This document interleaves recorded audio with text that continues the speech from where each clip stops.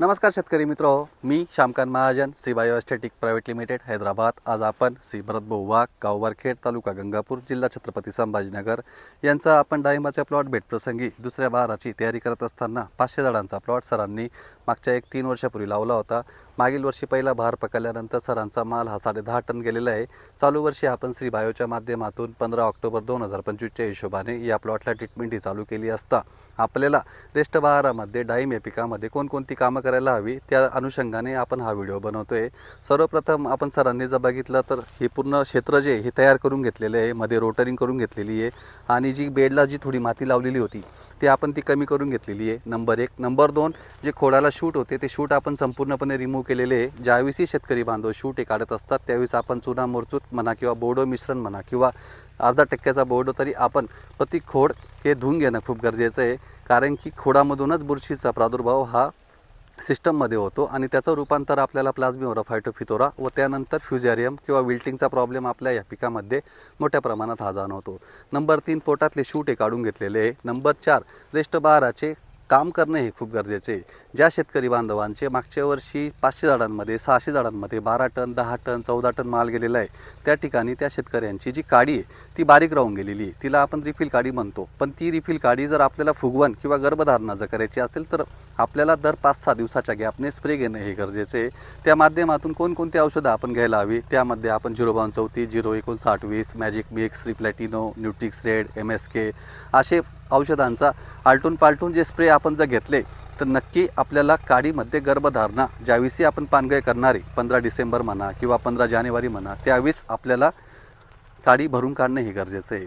आता मागच्या या दिवाळीनंतर म्हणा किंवा ऑक्टोबर आणि नोव्हेंबर, आता नोव्हेंबरच्या सुरुवातीपासून तर पाऊस हा चांगल्यापैकी थांबलेला आहे, पण सप्टेंबर आणि ऑक्टोबरमध्ये पाऊस पडल्यामुळे काय झालं की जी आपली जुनी पालवी होती म्हणजे पानगळ झाल्यानंतर ज्यावेळेस माल उतरतो 7-7.5 महिन्यांनी आणि जो मोठ्या प्रमाणामध्ये ऑगस्ट, सप्टेंबर आणि ऑक्टोबर हा जो पाऊस चालला आपल्या छत्रपती संभाजीनगर जिल्ह्यामध्ये, या पावसामुळे जी पालवी जुनी होती ती पालवी निंबर झाल्यामुळे तो पाला हा गळून गेलेला आहे।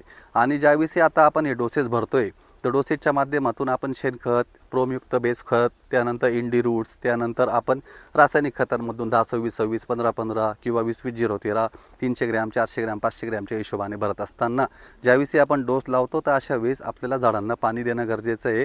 आणि जास्त पाऊस झाल्यामुळे जी जुनी पालवी होती ती जुनी पालवी गळाली, त्या ठिकाणी आपण नवीन पालवी ही निर्मिती करून तिला निंबरनेस आणणं खूप गरजेचं आहे। जोपर्यंत ती पालवी काही क्षार होत नाही किंवा निंबरपणा त्या पालवींना येत नाही तोपर्यंत आपण शेतकरी बांधवांनी पानगळ ही घेऊ नये असं मला वाटतं। सध्या थंडी ही मागच्या 8 ते 10 दिवसापासून मोठ्या प्रमाणात असताना बऱ्याचशा शेतकऱ्यांच्या मनामध्ये असा विषय आहे की आपण पानगळ ही घ्यायला हवी, कारण की ज्या शेतकरी बांधवांनी पाणी हे तोडलेले आहे त्या ठिकाणी फुलामधून झाडामधून हे फूल हे मोठ्या प्रमाणामध्ये निघतंय। तर अशा ठिकाणी आपण घाई करू नये। जर थंडी ही अचानक वाढली डिसेंबर एंडमध्ये किंवा डिसेंबर मध्येमध्ये तर आपलं झाड हे पानगळ मारल्यानंतर शाकीय अवस्थेमध्ये जाऊ शकतं। आपल्याला झाडाला शाकीय अवस्था निर्माण करून लैंगिक अवस्थेमध्ये ढकलणे हे गरजेचं आहे। तर मी सरांना आपला अनुभव विचारेल की मागच्या 1 ते 1.5 महिन्यापासून आपण श्री बायोकडनं ट्रीटमेंट फॉलो करता, ते आपला काय अनुभव आहे? नमस्कार सर, जेव्हापासून आम्ही तुम्हाला फॉलोअप करतोय तेव्हापासून आम्ही तुमची पूर्ण ट्रीटमेंट घेतोय।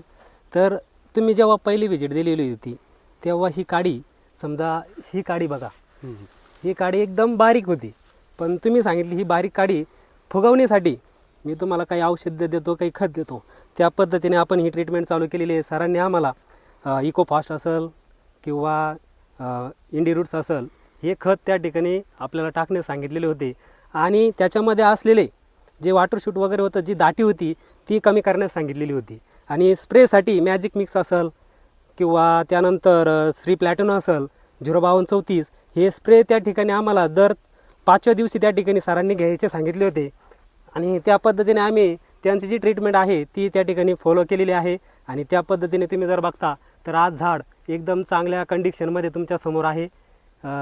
जसं की सरांनी सांगितलं होतं की खोड एकदम वॉश करून घेणे, तर वॉश करून घेण्याच्या अगोदर त्यांनी आम्हाला थोडंसं खोडाला जास्त माती लागलेली होती आणि ती माती कमी करण्यासाठी सांगितलं होतं।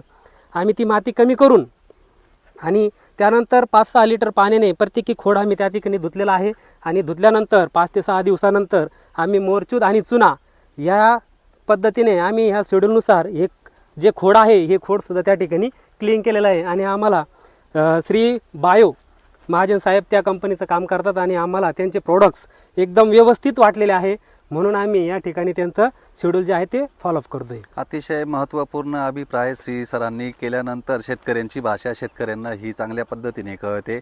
तसं आपल्या माध्यमातून आपण शेतकऱ्यांना शेतकऱ्यांच्या भाषेमध्ये सांगण्याचा हा प्रयत्न असतो.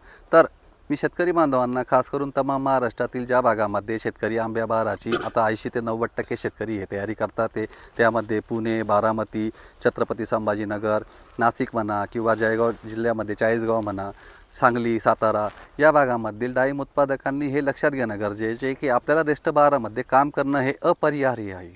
जर आपण काम नाही केलं तर आपलं निघणारं फूल हे तेवढ्या विकली राहील किंवा आपली सेटिंग ही मोठ्या प्रमाणामध्ये ड्रॉप होईल. सेटिंग झाल्यानंतर साईज ही आपल्याला कमी मिळेल. साईज मिळाल्यानंतर आपल्याला अँथ्रॅकनोज म्हणा, सर्कोस्पोर म्हणा किंवा प्लेग म्हणा किंवा कोलेटोट्रिकम म्हणा या बुरशीजन्य रोगांचा प्रादुर्भाव हा आपल्याला जाणवेल. तर मी शेतकरी बांधवांना सूचित करेल की आपण रेस्ट बहारामध्ये जास्तीत जास्त काम करावं असे मी शेतकरी बांधवांना सूचित करेन. आभारी.